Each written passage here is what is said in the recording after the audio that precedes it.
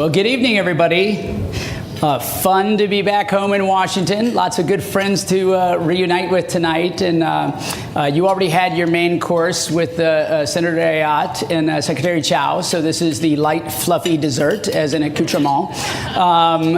It's great to see Neil and the great work he's doing at FERC and so many friends. Just by a show of hands, you know, because I'm kind of an old timer who disappeared for a long time. And yet in this room are so many people that we worked with on the Energy Policy Act and the Energy Independent Security Act of 07. If you were around during ESA 07, like just raise your hand real quick. Yeah. You guys can clap for those guys. Those guys are heroes. Yeah? We're still riding the tails of the Energy Independent Security Act of 07. So I'm going to talk a little bit about the past and kind of the fondness of memory and some of the engagement that I see with so many friends around the room. And I'm going to talk a little bit about the future, because that's actually what I do every day in Silicon Valley. And hopefully somewhere you'll find yourself mapped in there so that collectively we can think about, well, what are the next steps? What should we be doing together? What's a great group like Crest that has risen to prominence in only these, you know, after many years at it, really in these last couple years, this kind of convening power to bring together so many people who have a productive history in evolving our nation's policies in ways that have guided and shaped markets. Where do you go next? What do you do with all this stuff? You know, I know that's what you're going to be asking yourself tomorrow during all of these significant convenings you have. And I'm just, Heather, I'm just so honored to be invited. It's been a long time since I sort of dusted off the vocal cords for a big public address, to be perfectly honest with you. I've been busy sort of making money on the other coast. So to be back in Washington and kind of amongst friends who had done so much is really, it's a great honor. So thanks for having me. You know, and you guys who are clicking and clanking because we haven't had the desserts served at all yet. And feel free to make noise. I'm very comfortable with that. I tell people in Palo Alto that, you know, I lived and worked in the Beltway and I served President George W. Bush, and I have 4 daughters at home, so I'm completely at ease speaking with nobody listening at all. And it doesn't bother me if you're clinking your plates and so forth. You know, you know, we're now living in an era where the president has no trouble being heard at all. I'm not sure that all of it's PG-13 all the time, so maybe wants to filter a bit. But this is an era where you've got to always find noise to signal ratio. You know, we're in this era where it's like what's real and what's not, because we want something productive to occur in front of us, but we can't quite find the handles. We can't find the touchstones. You know, what would make things go again? Especially when so many of you already have empirical experience of how things could come together. How do we make that convergence, that coalescence? How do we find that DNA of collaboration, of win-win, to get this country productive and innovative on the policy side in a way that can match the innovation engines and the ingenuity and entrepreneurship that's taking place across the nation? I mean, that's my great sort of provocation for you tonight. And at the end of my remarks, which a lot of which will be random, for those of you who know me, that hasn't changed in a decade, that at the end of this provocation, it doesn't bother me whether you agree with me fulsomely or disagree with me fulsomely. What I really want from both the heroes in this room and those of you who are yearning to get something done out of your public service or your contribution to the national discourse, what I really want is for you to be dedicated to getting out of neutral, to be dedicated to moving forward, to finding solutions, to problem solving at the rate of the challenges that we have that are scaling in front of us that are untended in time. Because time matters. I'm going to begin there and I'm going to end there, right? Time matters. We live in an age of accelerations. Things are not going to slow down. There are tough realities that are difficult to explain here in Washington and are difficult to explain to our children. Like machines think faster than us, and we're never going back. Machines think better than us, and we are never going back. Those lines have crossed. And so whatever euphemism you hear or put around in the slang about machine learning and artificial intelligence and big data and the cloud, the Internet of Things and flying cars and drones and everything else, we're not going backwards. We're not even on a linear line of progression. We are on an accelerated line of exponential change. And it is moving at the rate of progress in semiconductors and memory and chips that is hard to fathom in the policy discussions we're having in an almost intransigent kabuki theater deadlock here in Washington. But we can understand those things, and we can grab the touchstones, we can grab the handles, and we can, more importantly, endeavor to understand one another. Because the one thing the machines can't do, and I'm a guy who works on it at the chips, I work on the software and the algorithms, I work on it the innovation engines in hardware at X, I see it in every aspect of my work. The one thing the machines will never do is think higher than us in principle or feel more deeply than us as human beings. So we've got to dig into our resonance and find that DNA so that we can collaborate and build effective policies. Because believe it or not, ladies and gentlemen, although sometimes you might feel marginalized, oh my God, flying cars, what do I do with that? How do I learn about that? How are we going to come up with regulations? Secretary Chow's got a brilliant guy named Derek Can who does nothing but that. He's always sort of looking to like, what do I need to learn? How do I need to ingest this? How do I convene people, right? We need to be a learning society because your role in designing policy is about designing the future. And when we're not designing policy that is efficacious and leads to market-based signals, leads us with a lodestar on the horizon to say that's where we should be going for the next decade. And that's the rate we should be moving. And at least 2/3 of us agree, not the 51st vote, but 2/3 of us agree so that we can withstand adjudication and court delays and everything else, but we can move together as a society. When we have those lodestars, we are unstoppable. And we know exactly what we need to do. This whole forum is dedicated to clean energy. It's not the Energy Forum, it's the Clean Energy Forum. In other words, you decided at some point in the founding of this organization that being attribute specific was more important than being interest driven.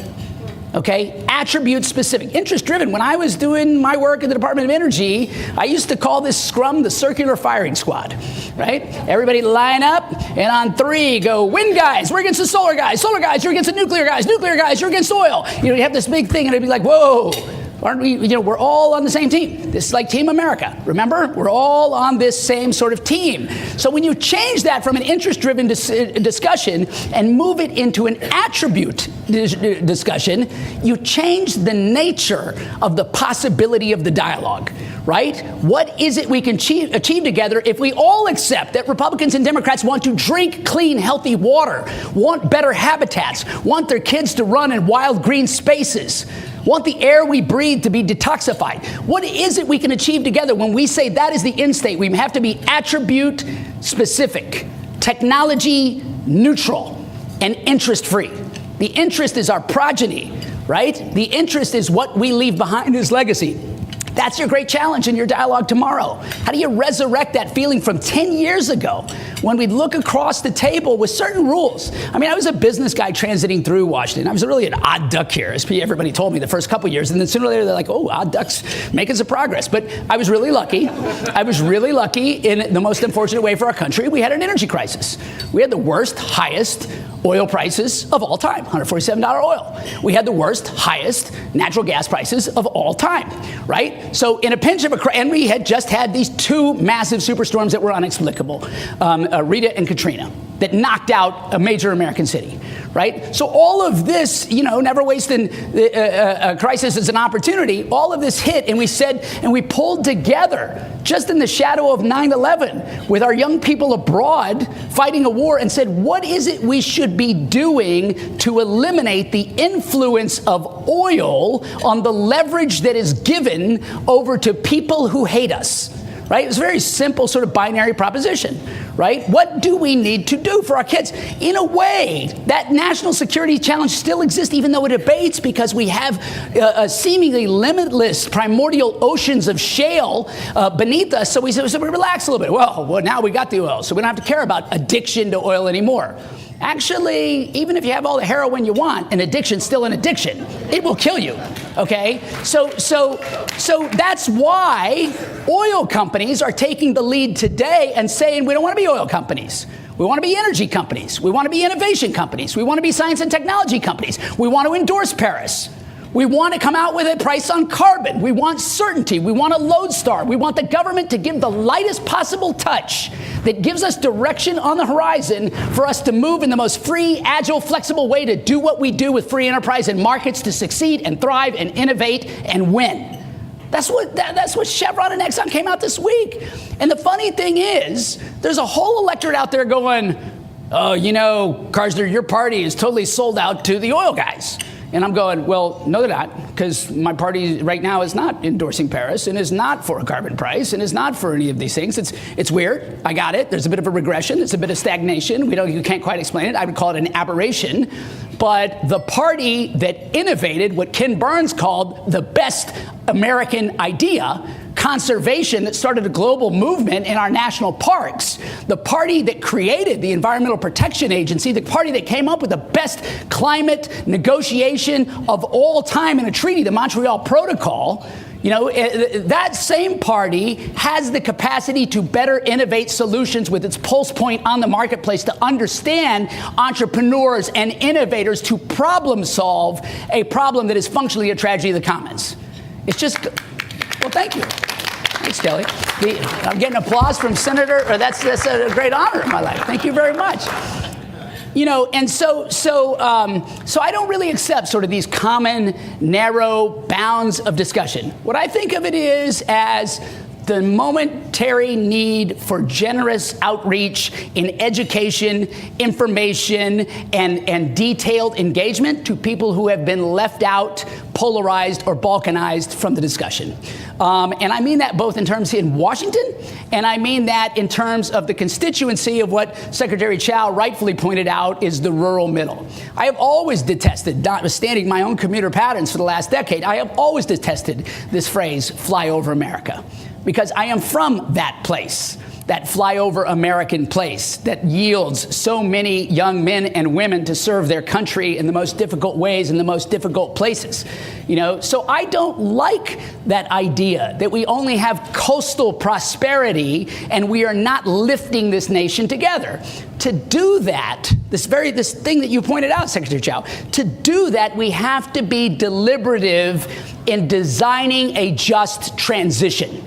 Okay, it's not enough to go Paris goals, say by 2050, we're going to reduce this amount and that. So here's the blunt force instrument. We're going to apply from Washington. California's going to innovate it. New York's going to finance it. And they'll trade some commodities in Chicago and we'll all be fine as long as Texas pumps. Right? That is not the formula. Right? The formula is we have communities all across this land where people love their children as much in Silicon Valley as they do in Burleson, Texas, where my sister lives, okay? And they may not understand what the net present value proposition is of an LED light bulb at Home Depot on a rainy night when they're cooking macaroni and they got to get to the PTA meeting and they show up with an incandescent and go, give me one of these. They don't know that proposition. But that's not a moment for scorn. That's not the right attitude to look at your fellow Americans and say, if only a portion of the country was as smart as we were, we'd win. Right? That is the wrong attitude, and we've been peddling that for a decade. And we got to get over that sort of arrogance and get into the generosity of outreach and engagement of everybody on the economic ladder, everybody in every circumstance, so that we are an inclusive and united nation once again. And energy can breed that for us, okay? Thank you. I was shocked when I was invited to join Secretary Chow and my colleagues in the cabinet, sub-cabinet of George W. Bush. I was shocked. I was like, I had no experience for it at all. And as it turned out, it was a little bit of an accident. I was helping in the 2004 campaign because they needed a green Republican. Was a green Republican, a guy who built a wind business. So they needed a wind business. John Kerry was talking about wind off Cape Cod. Who can talk about this? Can you write something? I said, all these guys hate the view shed of the wind, but look what's going on in West Texas. So they're like, okay, that's a green Republican. Great. So I get involved with that, and I write a big exit memo saying, look, oil prices are set to triple, natural gas reserves are depleted, and the very thing you should lead on right now out of 2005 is energy. You lead with energy, you'll unify the country, you can have the rest of your agenda. Don't start with Social Security, start with energy. Of course, that's not what the president did. He got in front of the microphone and he said, I think the quote was, I've earned my political capital, I intend to use it. And so he did. Used it right down to 35% in the next 2 or 3 months on Social Security. And we just barely sort of ever recovered. To the president's great credit, when he was called all sorts of things and people were annoyed with that Texas accent and they wanted him to go home and everything else, he was relentless about the only thing that matters is that we are serving this country. So I don't care if Nancy Pelosi calls me a liar on public primetime television. I care that we do our job, that we are relentless in serving this country. And he didn't say, go for the 51st vote. Go convince that 51st. He said, get 2/3. Go get. And so that's why future President Barack Obama voted for our energy legislation twice. Once with a Democratic Congress, once with a Republican Congress. That's why, if you guys remember those days with Barton and Dingell and Domenici and Bingaman, that's why we could have long, protracted, Neil, you were there. We had these long, protracted conversations about how do we win together, right? It wasn't that there was another American across the aisle that was the enemy. It was just the opposite. We basically said, you know, this deal's a fair deal when I'm willing to switch sides of the table.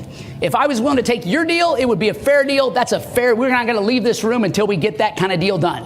And we had other rules. I applied rules from my own business. Never, I'd say never ask for a hand until you touch a heart.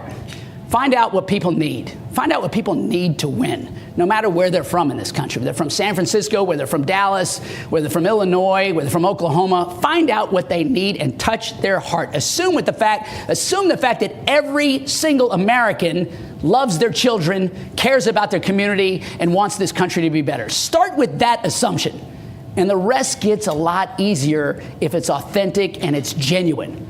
And then give people a bridge home, because you're not going to agree with them every time. And when you don't agree with them, don't paint them into a corner. Don't classify them. Don't say that's your new meme. You say that was that battle. This is the next one. Let's go on. Now, we've had 10 years of not doing these simple rules, stuff that we all learned in kindergarten. And many of you were there when we constructed this policy. And we were able to ride on it, I will say, because the policy was so good.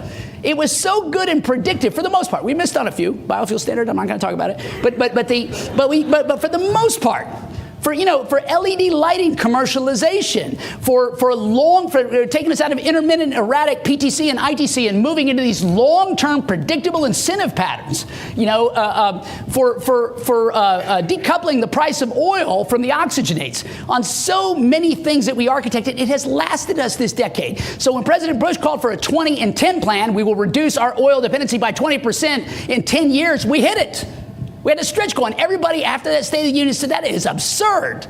That's nuts. And what Amy's talking about was this other stretch goal. We said wind can be, as a scenario, 20% of our grid. And it can. In fact, in Texas, on many days, it's 50%. But then we didn't have the technical proof point.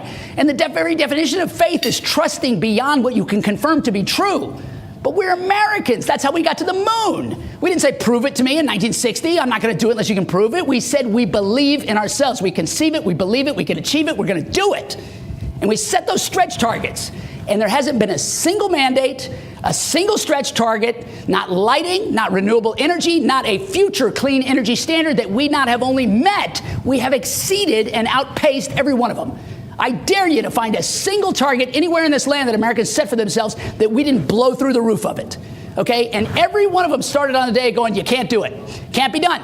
We created something called the Hawaiian Clean Energy Initiative in 2008. And we said, let's look at this one island. Let's look at this one state, thousands of miles from anybody. 50% of the world's defense out of Pearl Harbor covered from Pacific Command, fully dependent on oil. The only state that generates oil, let's get rid of oil in this one state. Because if we can't do it for our national security in this one place where every renewable you put online lowers the cost of society, lowers the debt to the government, increases money in the households of every Hawaiian, if we can't do it where every piece of economic sense makes sense, then shame on us, we can't architect policy at all. And everybody goes, can't be done. 70%, boom. What happened 5 years later? You're blowing through the number and they're going, it's 100%. Why did we say 70% again? I can't remember. So they changed it to 100%. And California did the same thing a couple weeks ago. Now, California is not Hawaii. They're not fully dependent on oil. They're the 5th largest economy on earth. And they just said, we're going to 100% clean energy, right? We're going to ramp it. And when they did something else that was kind of revolutionary, they said renewable portfolio standard isn't going to take us far enough. We love renewables. We're in California. We love it, but let's get sober. Okay? We're not going to go 100% renewables in a time frame that's consequential, so let's be about the attribute. Let's be technology neutral. Let's be date certain and specific in our aspiration, and let's skate to the puck. Right? That is a major signal, and everybody on the planet watched that American sense of optimism and innovation and ingenuity, and I'm worried that not enough people in Washington are watching it. Because clean energy standards is something we introduced in the Bush administration. And then President Obama put it in the State of the Union 3 years later. Heather Zeichel wrote it into the State of the Union and said, I want a clean energy standard. And Bingaman endorsed it, and Domenici endorsed it, God rest his soul. We've had that discussion, but we're about to refresh. Whether we know it or not, at the end of 10 years of policy and a long hiatus from comprehensive omnibus energy actions, we are overdue in this nation for a new strategic outlook that takes us a decade and beyond. We're at that cusp. You're at that moment. I hope it is infused through your conversations in these coming days, because we have got to have that breakout. You all have got to signal what California legislators did for the state of California, that we think larger in the United States of America, right? And the thing is, I remember how bitter, boy, I'll tell you, here's a funny story. I was a climate negotiator for President Bush. Now, that's a lonely job, okay? I'll tell you. It was one of those things, if you remember the old Life commercials, give it to Mikey. He'll eat it. He eats anything. You know, it was like that. You know, who's going to be the last guy standing for President Bush? Somebody's got to go to the climate conference. And everybody took a step back, and I was like, what? So they're going, all right, Karsner's going to Bali. Okay, so we moved to this Bali Roadmap. We're in 10 years of hiatus from Kyoto, and everybody basically starts from the position that President Bush eats children and hates the earth, you know, and you're his representative, right? And so I'm around this global table on this thing. And what was it that he did to agitate everybody? He rejected the Kyoto Protocol. Now, as a matter of substance, so did the United States Senate, 98-0, including the future Secretary of State, John Kerry. As a matter of diplomacy, my great mentor, George Shultz, would say perhaps he shouldn't have rejected it with such flourish. And maybe that's true, particularly at a time we're trying to galvanize allies in a coalition of the willing. But I went into that scrum, and I said very simply, with Jim Connaughton and Paula Dobriansky and Boyden Gray and others, we said very simply, it cannot be done without China and India. It cannot be done without the fastest growing, largest demographic nations on earth. So let us remove the fantasy, whatever you may think about our boss.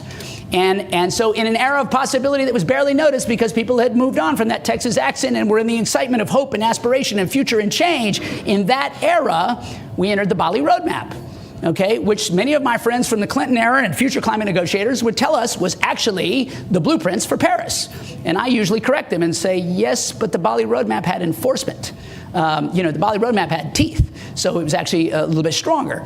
Having said that, the idea that we could come together and innovate architecture in global diplomacy between major economies, understanding the underlying realities of demographics, trends, pollutants, time, putting in formulations, and then leading the world at a time that our reputation was low, but leading them by American example, is what galvanized the planet into action and to optimism.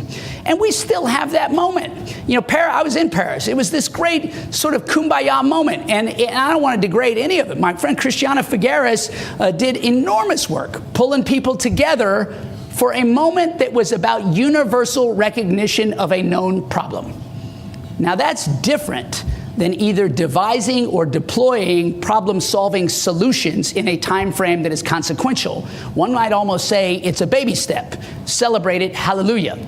But the time frame consequential problem-solving comes from your policy innovation that sparks catalysis for innovations in the marketplace, in technologies, that leads to inflection and a chain reaction that is meaningful in a way that is consequential to our children. That is what is important. That is what you have to turn your mind to. That is what it means to separate signal from noise. Right? There's just too much noise going on and not enough realization of the acumen that you have to apply yourselves deeply in the architecture of problem solving. And we have this capacity. I have so much faith in the people in this room, those that I know and those that are aggregating with those that I know, to come together and make this reality work. And that's really what you've emphasized and what attracted me to sort of come out from hiding and say, I wanted to talk tonight because I live in that middle of the bell curve. You know, I grew up in a military family. I spent a long time abroad. You know, I was developing wind power. I was developing conventional power before that in Asia and in Europe and in Africa. And I left between 11/9 and 9/11. Now, 11/9, for those of you who aren't as old as me, is November 9th, when I was at the Berlin Wall, chiseling my piece in the realization of my hero's call to tear down this wall. Right? It was a seminal moment of my life to go abroad and try to make a new world order. It was where American passports were not only accepted in every nation on earth, they were welcomed. They excited people. And I got to live abroad during that era. And I lived on, people say, what do you miss about America? And I go, well, Mexican food. Let me start there, you know. So I miss Tex-Mex. I miss football. And at least I hate watching at 4 in the morning on Sky TV. You know, I miss some diversity. I miss soul. I miss jazz. I miss things that are uniquely American, that are inventive, whether they are widgets or whether they are culture. Those are the things I miss. But I actually never physically missed the land until 9/11, because I always carried this country with me as an idea. I never actually thought of it as blood and soil. I thought of it as this powerful set of ideas that was magnetic and attractive and exciting. And then I was an ambassador of it all that time. And then I came home and somebody said, that doesn't exist. Are you from a red state or a blue state? And I said, what's a red state and a blue state? And they said, oh, well, you got to be from one. You just got to declare. Which side are you on? And I said, I don't know what you're talking about. Actually, when I left, you know, Reagan won 49 states, they were all blue. Back then, the Republicans were the blue states, you know, but they were all blue, you know, and the Reds were the Soviet Union. So that's when I left, you know. So what's going on now? They're like, oh, no. Now the Republican states are the red ones, and the Democrats are the blue ones. And I was like, oh, that's clever marketing somebody did. But what is that about? You know, what is that about? And it became this sort of classification thing. And even, by the way, I missed the first part of the Bush administration. I came back after 9/11, and that dogged me the whole time. I had to learn that. I had to learn that where I went, people felt that way, and I never accepted it. I don't accept it now. My octogenarian, retired, disabled veteran father loved to go to DFW Airport to greet returning veterans. And I'd go with him. He'd want me to go with him. You know, he'd say, come with me. We're going to pass out a basket. We're going to greet them when they come home. It's, you know, a big line of octogenarians and stuff with all these young kids coming home from Afghanistan or Iraq. And what would we say to them? Which one are you from? Red or blue? Red or blue? And I was just so honored to be working for a president who said, it's going to be green. It's going to be green because green is technological innovation that will liberate them from excess influence from foreign people who mean harm to this country. So take oil out of the equation and make technology the new solution. That's what we wanted. There wasn't a single electric car on the road 10 years ago, and when we amped the budget 100x for electric cars, people said, you're nuts. It's a sellout to GM. It's a prop. It's everything else. And now there's 18 models out there, and the full line of BMW and Audi are going that way next year. And I will tell you, it is impossible for me to think of my children not in an electric car. And I couldn't be happier that we're not having discussions about peak supply. We're talking about peak demand. Peak demand. And that's not just technologically. That's not just about the availability of the vehicles and the sources of propulsion. That's not just about ride-sharing, electric drivetrains, and autonomous vehicles. That's about culture. That's about my children don't actually want a driver's license. Why would they? When I went to a keg party in high school, if somebody said for $3 on demand, you could have a black limousine chauffeur take you home and don't worry about a DWI, I'd said, perfect. Yeah, you know, are you kidding me? Give me as much as I can. And they are, okay? And that's what they do. When I got to X and had the very first conversations, what was then Waymo was in our electric drive project, or our autonomous drive project. Astro sent me out to go talk to the guys. We were the only ones doing autonomous vehicles at the time. And he said, just talk to them, you know, see where they're at. I said, what about you guys? Why are you come up with this electric drive thing? They say, oh, well, it's really simple. You go to the bar, you're drinking at night, you don't want to your way home, so you call your car, you call it on your phone, picks you up, you can sit in the back seat, and you can find your way home with your date or whatever. And I was like, that's a good idea. So the whole thing is about testosterone. Funny thing was when we were cruising, when I was a kid, it was about testosterone too, but now it's like testosterone driving technology, right? They don't want to drive anymore. They don't want the gas, but more seriously, they actually care.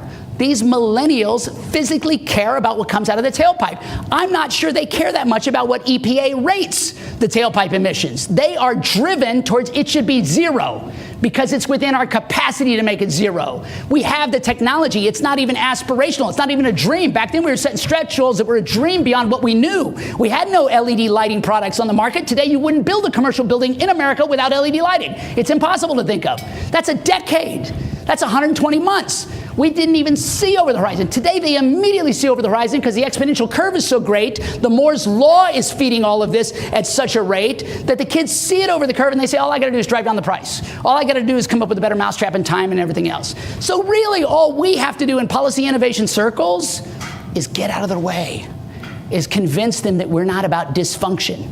Let them know we understand the future that they want, that we believe in free enterprise, that we believe in ingenuity and entrepreneurship and innovation and things that are uniquely American that lead the world, that people come to see this country for, and that we're going to enable it. We're going to give them policy that is catalytic. So what does that look like? This clean energy standard in California, in Hawaii, the one you should be building in America. What does that look like? Well, what is a clean energy standard? It just tells you what's on the shelf. This stuff bad for you, this stuff good for you. It's attributes, right? You're not saying it's coal. You're not saying it's oil. You're not saying it's nuclear. You're not saying it's hydro. You're not saying it's solar. You're not saying it's wind. You're saying clean. I want to cut out the emissions. Now go innovate and make it real, okay? And we have to do it. We have to do it. Anybody who says you can do this without addressing coal is wrong. We could turn this country zero emission tonight, and it wouldn't matter. If we don't have a way to harvest coal-fired emissions on this planet from the fastest growing economies on Earth, if we don't apply our ingenuity to taking waste streams and converting them into value streams, we will lose. So this thing that Mitch McConnell passed, this 45Q credit that gives us a carbon price for the first time in American history that wasn't lauded by the usual green suspects, nobody celebrated it, but we got a carbon price in America on the record to get coal-fired technology so we get to zero emission in one of our more abundant resources. We have to do it, because if we don't do it, it's not going to happen in China, Russia, or India. And if you're serious about climate, you got to address it just as much as you got to addressify the end of the waste streams of the nuclear fuels and detoxifying those in an intelligent way, because we can't afford to take reactors offline in this country and say we're for zero emissions, right? We have got to have these things in an attribute-driven way. So that clean energy standard gives us the menu and the shelf and says we will do this in a technology-driven way, technology-neutral way, driven to a certain end point in time. And then you got to say, well, what about the speed that you get there? Because it's all about time. It is all about time. And that's going to require a carbon price. Carbon price is the simplest mechanism we have, with the lightest touch, with the greatest impact, to let entrepreneurs, innovators, and market actors act in a way that is tantamount to societal good. We must have a carbon price because we must align our markets. The most powerful, prolific source of transformation in the history of humanity has been these markets devised in America and exported elsewhere. We have to align the forces of those markets with the end state we seek. Therefore, we've got to put a premium on things we don't want: insecurity, environmental degradation, pollutants. And the beauty is, if you are a Republican, you can say, I'd like to alleviate all those costs on things I want more of: wages, incomes, earnings, everything else. It should not be an excuse to grow the government. You can not only use it as an excuse to shrink the government, but in a worst case, it should be neutral to government.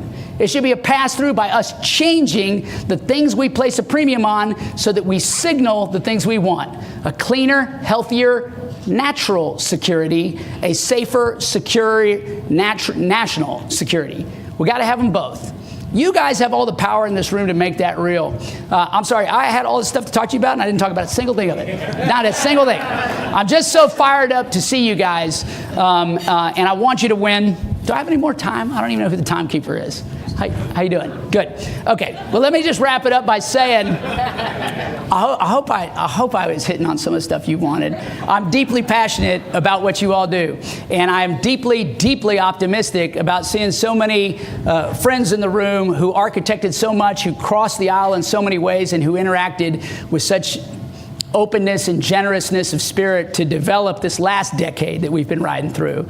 I'm counting on you, and so are my kids, and so are your kids, to ride through this next decade with the same architecture and openness and generousness of spirit. Technology, opportunity, economics, they're all on our side, but time isn't. So make sure we get a good conversation tomorrow and get started. Thank you all very much.